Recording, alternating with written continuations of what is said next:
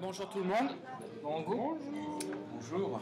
Donc je vais vous faire une petite presse sur votre machine. Alors voilà, c'est un peu compliqué à définir votre machine, comprendre l'intérêt, etc. Mais le truc, c'est que je vais essayer de présenter quand même un truc un peu plus low level, c'est-à-dire expliquer le fonctionnement interne, quand même en surface, mais pour que vous compreniez ce qui se passe un petit peu au cœur de ce truc-là. Donc, Event Machine, donc c'est une librairie forcément, voilà, avec beaucoup de binding en C système, on l'expliquera après, qui est composé de tout ça. Donc, il y a le cœur de la machine, c'est le réacteur, c'est le fameux pattern réacteur. Il y a votre code qui va être appelé par le pattern réacteur, un thread pool aussi. Qui va vous permettre de faire des tâches longues sans bloquer le pattern réacteur. J'ai expliqué tout ça. Et il y a une gestion, mais c'est l'OS qui le gère, de tout ce qui est file descriptor, process, keyboard, etc. Et puis surtout, file descriptor, tout ce qui est réseau, quoi. Parce que le but, c'est de faire des entrées-sorties asynchrones non bloquantes.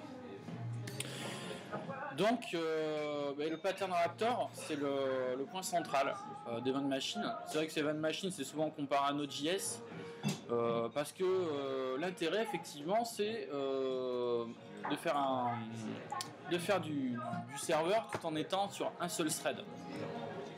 Parce que c'est un gros souci de scalabilité effectivement. Si vous créez un thread ou un processus à chaque nouveau client qui va arriver sur votre serveur, quand vous dépassez les 10 000 clients, ça commence à arriver, vous allez exploser votre bécane et c'est une limite même pas au niveau de votre code mais juste au niveau de l'OS.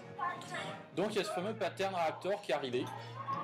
Alors lui, ce qu'il fait, c'est qu'il va recevoir tous les inputs, il va gérer tout ça, et tout se passe dans un seul thread. Vous avez le même sur le serveur web Nginx par exemple, c'est pour ça qu'il est soi-disant plus scalable que Apache. Donc il va recevoir toutes ces requêtes, il va appeler votre code, et il va gérer tous les appels système vers les descripteurs de fichiers, sockets, etc. Donc un petit bout de code pour... alors c'est dommage, ça manque un peu de contraste, mais bon. Je vais vous montrer le truc. Il y a un GitHub, je vous donnerai l'adresse du GitHub. Donc en fait, le but c'est vous de montrer que le pattern réacteur, dès qu'on le lance, en fait il est bloquant. Votre programme Event Machine, vous le lancez, il va rester bloqué dans le m.run tout le temps. Donc je vous donne un petit exemple, un petit bout de code. Clac.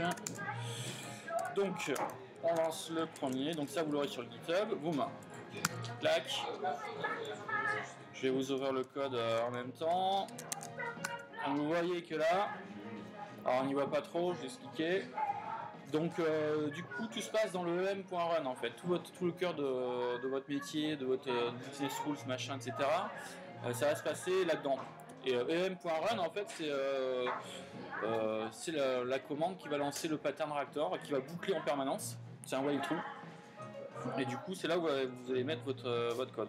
Vous voyez que le code à la fin, wish I was there, on n'y arrive jamais quoi. Pour sortir le programme, ainsi que kill, et c'est parti. Voilà. Donc je sais pas si vous avez bien suivi là, peut-être des questions ou quoi. Donc l'idée c'est que le pattern réacteur c'est un while true. Il traite une file d'événements, fait une file de tâches en permanence et il bloque là-dessus et il redispatche ses tâches en permanence. Voilà. Alors il envoie, qu'est-ce qu'il fait en fait? Parce qu'il fait un while true, mais il va appeler des trucs. Il va appeler votre code dans le sens large. Donc en gros, le truc qu'il faut penser vraiment quand vous faites de l'event machine, c'est que tout votre code, si vous faites si vous bloquez un moment dans votre code, vous allez tout bloquer. Parce que vous êtes dans un seul thread. Donc un moment, le pattern réacteur il va appeler votre callback. Et si vous faites une tâche pour appeler une DB qui répond pas, ou faites un appel HTTP hyper long, ou faites un traitement hyper long, il va pas pouvoir reprendre la main. Et donc du coup il va pas pouvoir rappeler les autres bouts de code que vous voulez faire. C'est-à-dire s'il y a d'autres clients sockets, des timers, etc. Donc ça je vous ai fait un petit bout de code pour vous présenter ça. Donc en gros, les appels système qui peut gérer le Event Machine, c'est des timers. Il faut se méfier, il va jamais appeler votre truc à 1 seconde près, mais si vous faites un periodic timer, vous voyez que j'en ai mis 2 en concurrence. Il y en a un qui fait un ping 1 et l'autre qui va faire un ping 2. Et arrivé un moment, je vais faire un slip 10. Et du coup, vous allez voir que le timer 1, il va être bloqué, il va jamais être appelé. Parce que dans mon bloc, dans ma procédure du timer 2, je fais un slip. Du coup, pendant ce temps-là, ça va plus bouger. Et ça, c'est hyper important quand vous faites des event machines, c'est faire hyper gaffe à ça, parce que vous pourrez vite arriver à un truc qui fonctionne plus. Donc on va lancer le code bloquant. Bim. Donc on va voir le ping 1, le ping 2, et au bout d'un moment, vous avez le ping 2 qui va bloquer. Et le ping 1, on va plus le voir, quoi. Alors qu'il devrait se déclencher toutes les secondes à peu près, quoi. Donc c'est parti. Il y a les deux qui sont en concurrence, machin, qui tournent. Et là, hop, là on est dans la procédure du 2. Le bloc 1, on le voit plus. Donc en gros, si jamais vous faites dans votre code un truc comme ça, s'il y a un appel HTTP qui met trop de temps, si vous faites un processus trop long, etc., vous pétez tout. Et du coup, vous ne pouvez plus satisfaire de nouvelles requêtes qui vont arriver, qui peuvent être des nouveaux clients sur votre socket serveur, etc. Donc ça, c'est un truc hyper important auquel on ne pense pas forcément, quand on voit les exemples et tout, un peu rapides sur Event Machine, mais voilà. Ce que je veux vous montrer aussi, c'est que si vous avez compris ça, vous avez compris la plupart de tout ça, quoi. Donc comment on fait si on veut faire une tâche longue, consomme du temps, quoi. Donc parce que on est dans un seul thread, donc l'idée c'est de faire une tâche dans un autre thread, quoi. Et si vous en faites vous-même, vous allez tout péter, parce que les appels au cœur d'un thread Event Machine ne sont pas thread safe, donc ils proposent un thread pool. Un thread pool, en gros, il provisionne un nombre de threads et qui met à disposition de vos différents callbacks quand vous le demandez, quoi. Donc cette taille est fixe, donc faut pas abuser. Si vous en faites 150, ça va pas marcher. Je crois que la taille c'est 20. Du coup, si vous avez vraiment un truc long à faire, je fais un process, n'importe quoi, vous pouvez l'utiliser. Je vais vous montrer le bout de code pour ça. Donc c'est eventmachine.fr.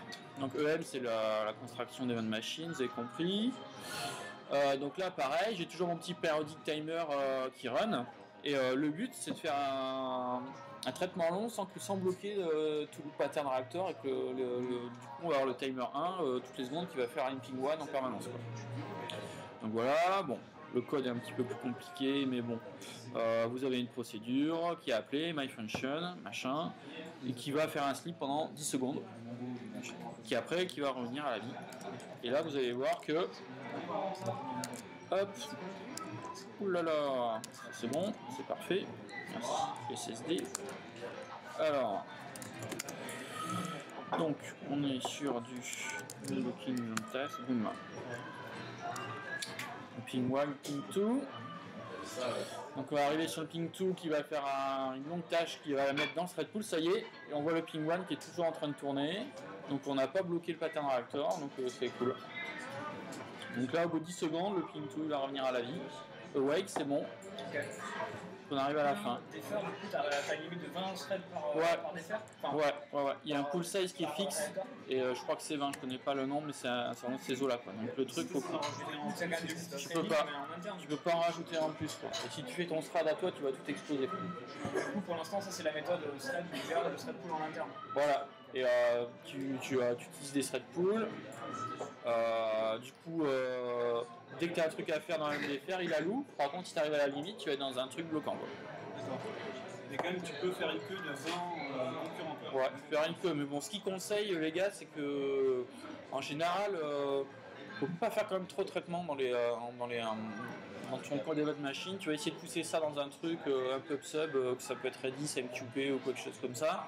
Et du coup, tu fais le traitement long plus tard, quoi. Ouais. Voilà. Après, maintenant, avant d'arriver là, quoi faire. Donc, le truc, c'est qu'Event Machine, quand même, à la base, c'est pour faire du client-serveur sans trop se prendre la tête. Escalable. Parce que quand vous faites du client-serveur, vous commencez à gérer de la concurrence. C'est-à-dire que vous avez plusieurs clients qui arrivent, donc créer un thread à chaque fois. Il faut écrire sur les trucs, il ne faut pas bloquer. Voilà, donc lui, il vous gère tout ce merdier-là pour pas que vous embêtez et que ça soit en plus efficient, etc., quoi. Donc le truc, c'est quand même de faire donc, du client-serveur sans s'embêter, facilement, voilà. Donc là, il y a un petit code simple, un petit co-serveur. Il instancie un nouveau éco-serveur à chaque connexion, c'est ça? Ouais. Ok. Voilà, chaque connexion, c'est un nouveau co-serveur, donc tu perds module classe, c'est pareil quoi. Tu peux faire module classe, tu peux faire un callback aussi. Tu peux faire une classe, c'est pareil. C'est vrai qu'effectivement, il va en instancier un à chaque fois, donc tu vas perdre ton contexte. Donc l'idée, c'est en général, tu peux lui passer un paramètre, une instanciation. Tu lui passes une autre classe qui va contenir ton contexte, etc. Voilà. Il instancie à chaque fois, du coup, c'est propre, quoi, ta classe. Voilà.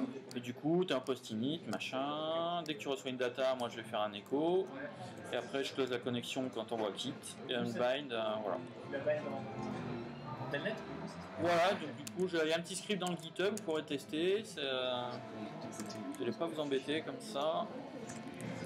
Tac.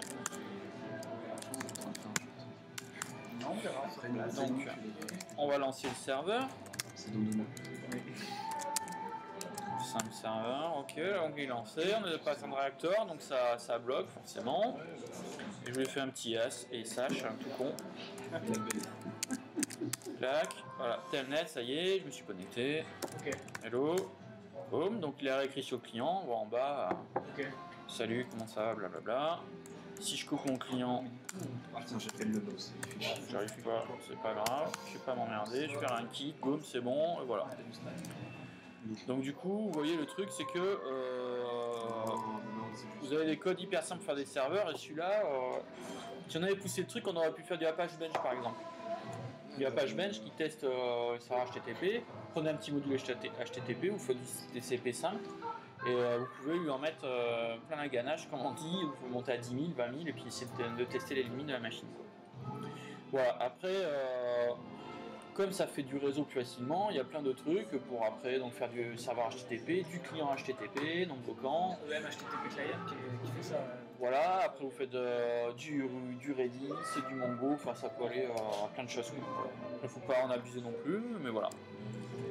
Donc voilà un peu le truc. Donc le but c'était de montrer un petit peu les bases, ce qu'il faut retenir, c'est-à-dire que le pattern reactor, single threaded, il est bloquant.